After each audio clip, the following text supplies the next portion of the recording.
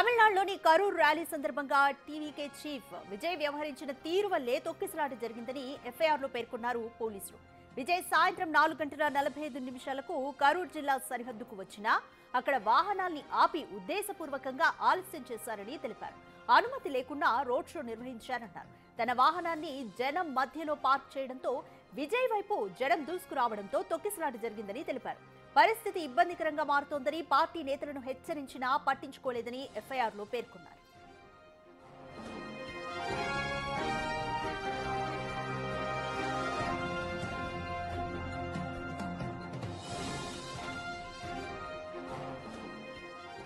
కొందరు అక్కడ వేసిన టెంపరరీ చెట్లు ఎక్కారని, షెడ్లు కూలిపోయి వాళ్లంతా కింద పడ్డారని తెలిపారు.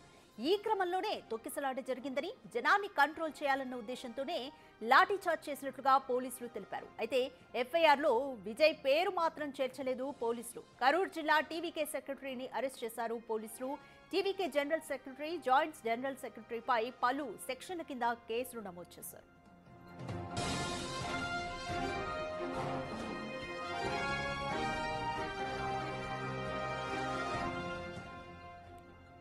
విజయ్ మాట్లాడే సమయంలో కొంత సమయం కరెంటు కట్ చేయాలంటూ టీవీకే పార్టీ నేతలే కోరారని తెలిపింది తమిళనాడు ఎలక్ట్రిసిటీ బోర్డు.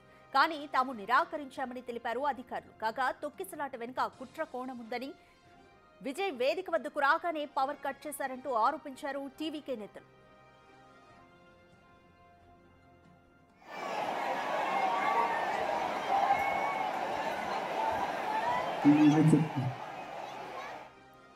మరోవైపు కరూర్ తొక్కిసలాట ఘటనపై తప్పుడు ప్రచారం చేస్తున్న ఓ యూట్యూబర్ను అరెస్ట్ చేశారు పోలీసులు.